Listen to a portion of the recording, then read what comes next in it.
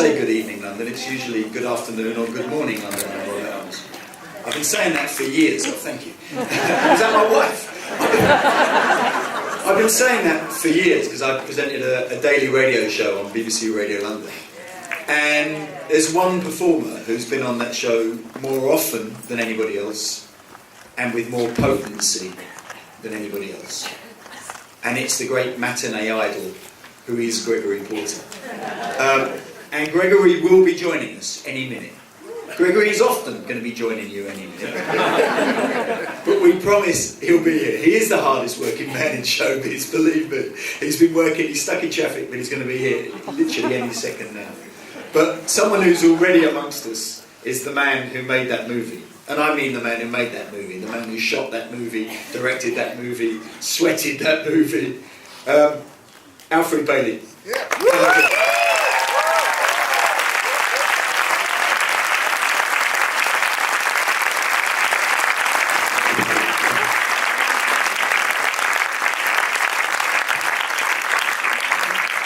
We just watched that film and I think you just heard the applause. How was it for you sitting watching that? Because this is a world premiere of this film. How was it for you sitting watching us watching that? It's a bit surreal, really. Talk to the mic. Very, very surreal. In what way? Because when we first started this project, we never realised it would get to someone like this, the BFI, and being shown, to everybody like, here. How did it come about? How did you first get involved? I was asked to take some pictures for Heather Taylor, and Heather by a friend of mine, Chris Phillips, who works with Jazz FM. And Chris said, speak to Heather and see if she would be interested in you taking some images, because I'm a stills photographer at heart. And I met with Heather, met with Gregory. Did you know Gregory's music at this point? The funny thing is, I kind of heard Gregory's music through listening to him on, what's the show? The Robert Elms show. Just say Robert Elms. It was Robert Elms. No, actually, it was Jules Holland. Actually, it was late one night. I heard Gregory on Jules Holland, and usually I make a note of people and think, wow, this guy's got an amazing voice, but for some reason I didn't, and I didn't follow up on his music at all. And then this chance happening that a friend of mine said, could you, I love your work as a photographer, do you want to meet with Heather to take some pictures of a guy called Gregory Porter? Have you heard of him? I said, not really, I don't really know him. And then I met Heather a week along, and I met Gregory, and we connected, and it was at the Bloomsbury Theatre, and I remember... I was there. Yeah, you were, but I wasn't there when you were watching, but I waved the camera, and he was sound checking, and he was just singing, and it was just amazing, and I just lowered the camera thinking, this is unbelievable. His voice is just incredible. And it just sort of really hit me on a level that I hadn't been hit before with any other artist for a long time. I think one of the things that you get from the film is that the response that you had to his voice and the response that I had to his voice when I first did it is clearly a very common experience, and one that people want to talk about, because everybody in that film was eager to talk about Gregory. We had no issues when we came to people wanting to be interviewed. We thought that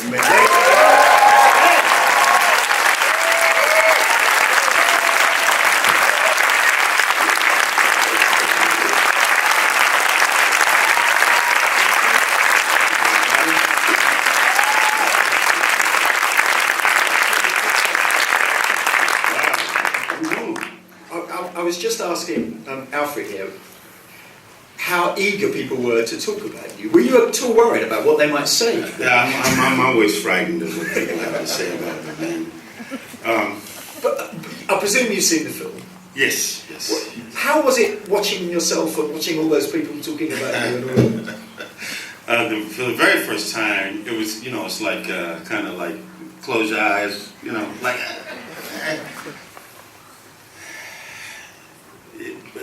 But then, Van Morrison says something cool about you. And then you're like, I don't care what the rest of the people have to say.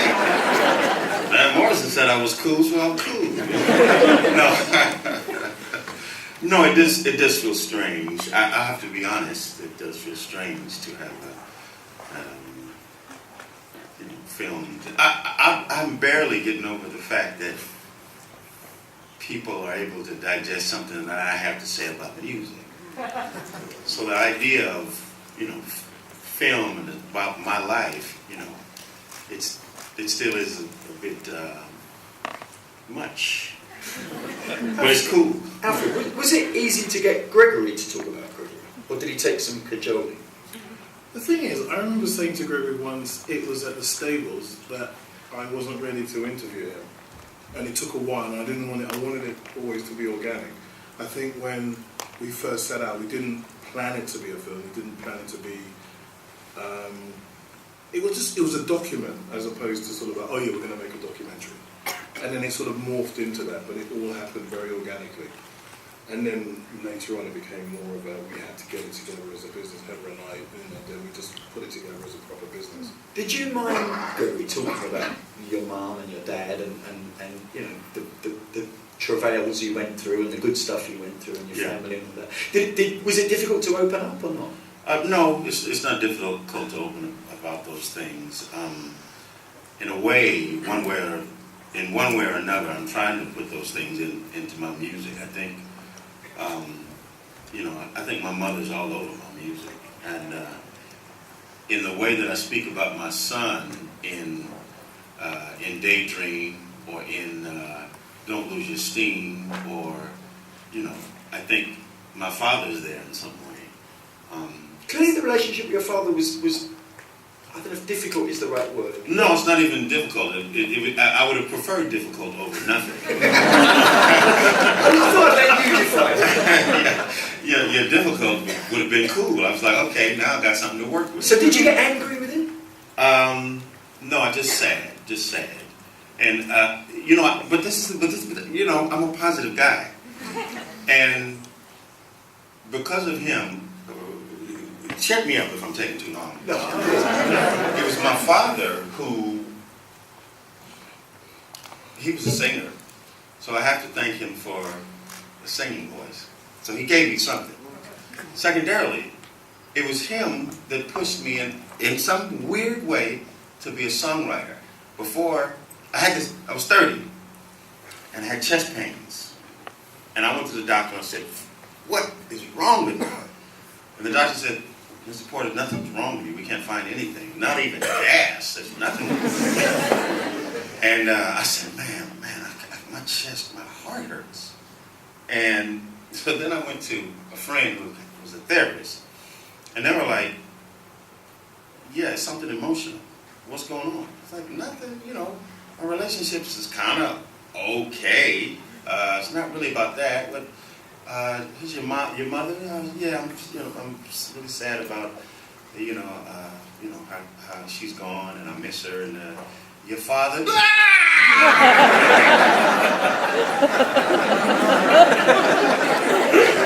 She was like, that's it. And then she said, I'm not touching that. And she didn't touch it. She didn't talk to me about it. And so I went home and started writing songs. And found out that I could write quite well about my personal experiences. And so that writing was the musical, Nat King Cole and Me, how I came to Nat King Cole's music in the absence of my father.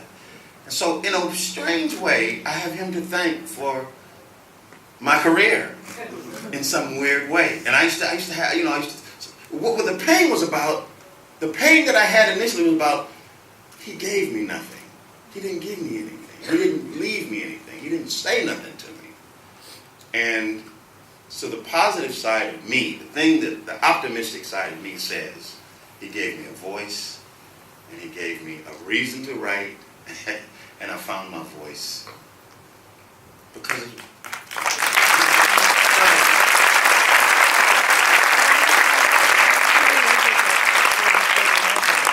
What took you so long?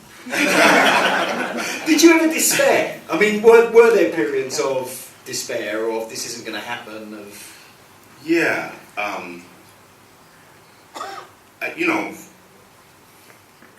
Everybody has a self-image of themselves and what they think they're capable of doing. I just had a feeling that to characterize myself in a way, I always felt like I was unexploded. You understand what I'm saying? Just like I haven't found my. I know who I am. I think I know what I can do at some point, but I just want to. I wanted to find my way here. I wanted to say something. I wanted to sing something somewhere. I didn't want to be famous. I don't know what this is. I don't know why you all are here. I didn't intend this. I intended to work steady in some cool place that people like to go and hear music, and maybe do that twice a week, and then have enough to pay for my rent. But yeah, this is great. Why did you decide to make the film in black and white? Well, when I saw Gregory for the first time at the Bloomsbury Theatre, and he was singing, and something changed in the light, and I thought, then the images I'm going to shoot as stills will be black and white, because I just thought they'd lend themselves. And I think you do a thing where you do a sound check and you do a living doll and you sing. Yeah. And it was just, in my mind, I just thought, this is a black and white image in my head. I saw it as a black and white image. Have you ever been worried that you're going to get put in the film's in black and white, the music's jazz, that's old people's music, that's the past.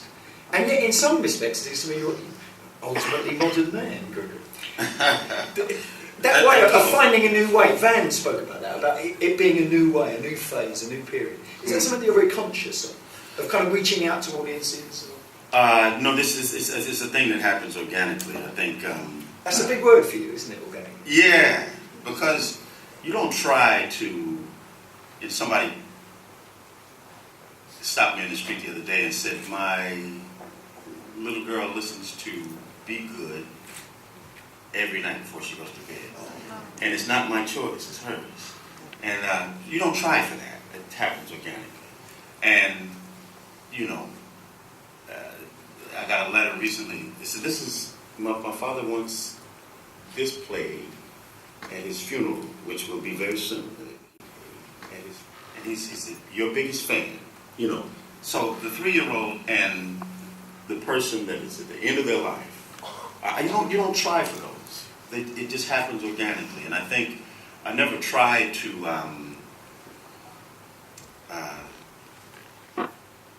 I never tried to be a certain way and in a way fit a certain thing that would give me a certain success. It just came. Organically. It's interesting that many of the voices usually singing the praises of Gregory in that film are voices from here in Britain. Now that's partly because you're a British filmmaker. Yeah. But it's also because you seem to almost have to leave home a prodigal son and all that stuff. Yeah. Did that? Were you pleased about what happened here, or were you angry that it wasn't happening there, or what was? No, there's no anger about coming to London and seeing these smiling faces. What a charm! It's actually cooler. My friends that are artists or even musicians that haven't broken out like that are like, that's actually cooler than I'm not saying that the U.S. is obsessed only with Justin Bieber and Kim Kardashian. I didn't say that, but no. People often ask me, so if I first hit in the UK or France, or if I first hit in the UK, let's just say that's the case, and somebody says, "Oh, you're disappointed that you hit in the UK and not at home," but then I was doing well in France and Germany and Spain, and so I was like, Russia. Don't forget Russia. I was like, right, in Russia.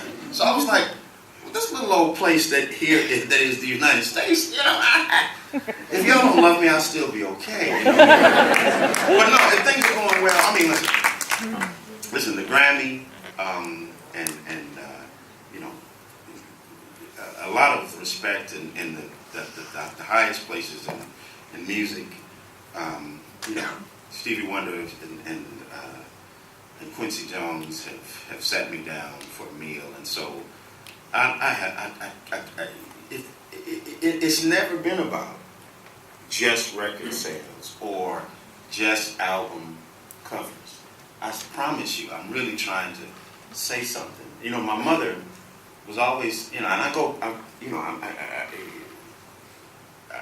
don't want to just, you know, say have her as my emotional crutch, but you know, she would always she's like, how can I get and reach people? This was her desire to touch people in a positive way. And I feel like I've gotten that from her. Not something that she taught. I don't know if it's a genetic thing. I need this music to say, I've literally said it all over the world. There will be no love that's dying here. There's some doubt that's out about this love, but I won't let it be. There will be no love that's dying here for me. Now, I've said that.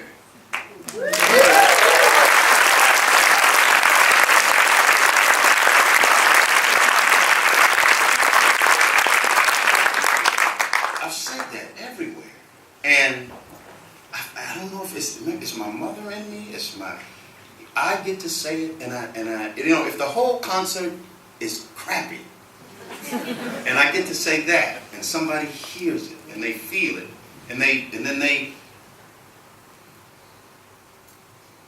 they push back against the negativity that comes, slings and arrows that come in the way of love, you know. And if that happens, you know, I'm okay. I don't have to have the money. I don't have to have. Yes, I do have to have the money. You certainly have to have the clothes, yeah. Have you always been a dapper man? You know. Come on, man. I had this suit made here in London. Yeah, so I couldn't afford this unless they'd have bought the record. So there we go. Thank you.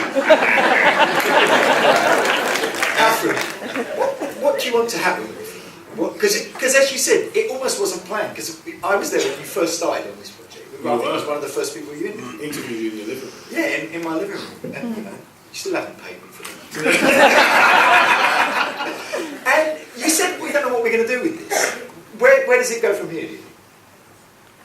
I think it's almost like what Gregory's saying, that we wouldn't have made the film if we didn't believe in what he does and believe in what... You have to believe in a project, and you have to believe... Whatever you do, I think you've got to believe in it, 100%. So, you've got to love the music, which I do, which I know Heather does, and we all do. We love the music. We wouldn't do it unless we wouldn't have done this film if we didn't believe in it.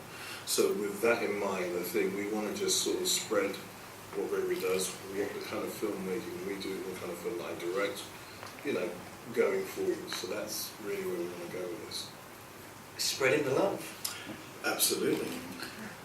I think for me, just art is about, you know, taking what you have in your hand and trying to. It's clay. It's clay, and in a way,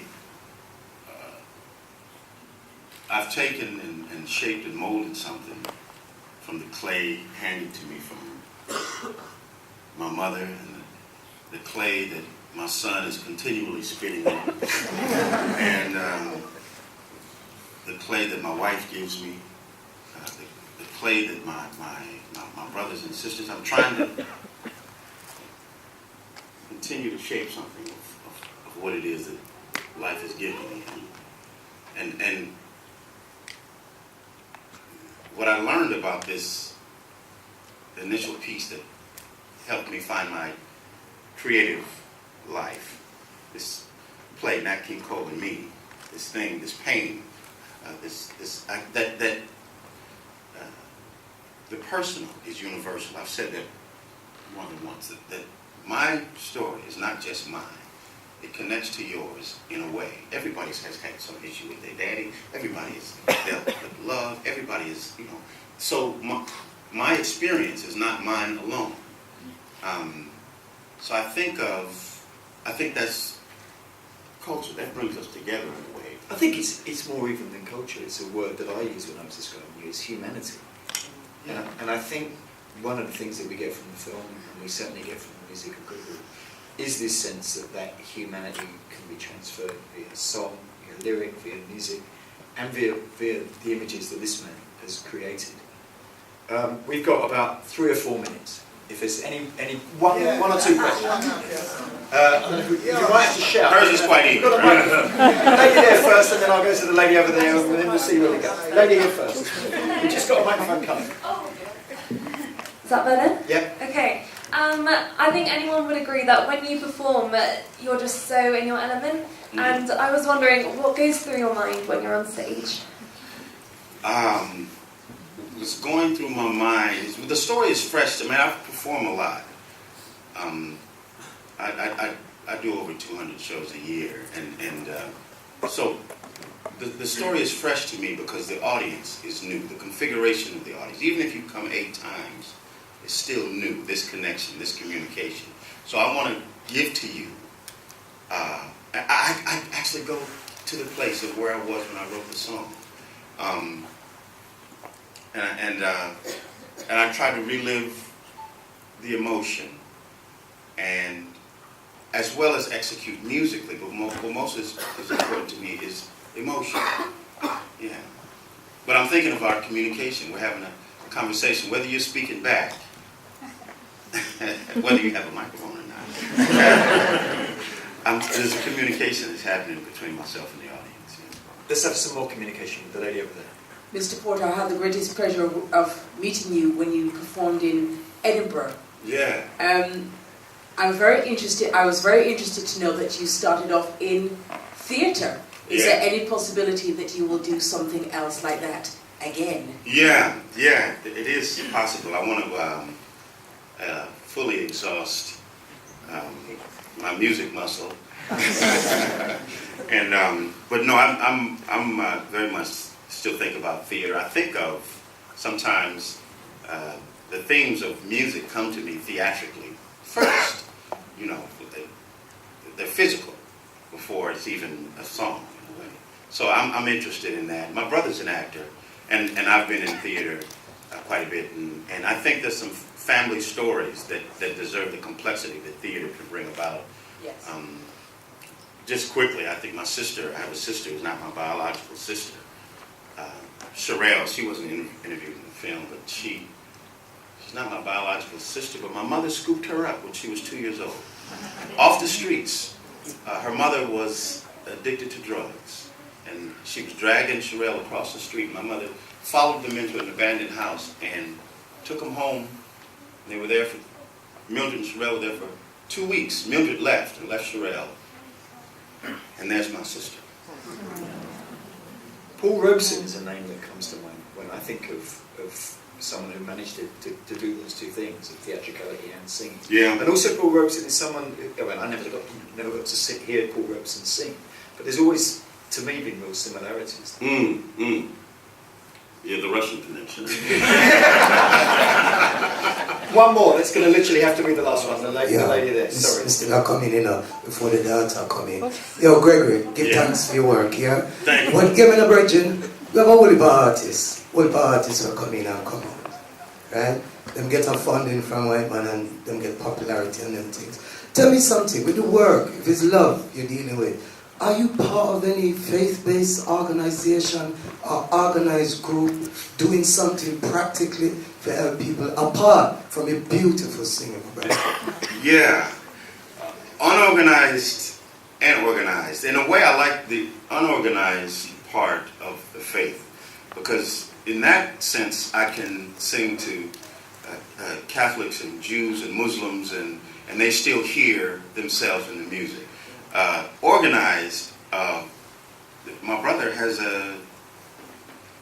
a church. He's a minister, and he's just taking over the work of my mother, feeding homeless, clothing, and giving people food. And that's where I support with dollars, because, you know, it's still doing that same thing. I'm thinking of, and when I lend myself to charities, even last night I did a concert for children in need. When I give my energy to charity, it's generally, it's all contained in the song, Take Me to the Alley. Let them hear me say, I am your friend. Come to my table, have something to eat. Rest here in my garden. You will have a pardon. So it's the ones in the Bible, the least ones, children and vulnerable people, unorganized and organized. I'm trying to find a way to get some help to them. Yeah.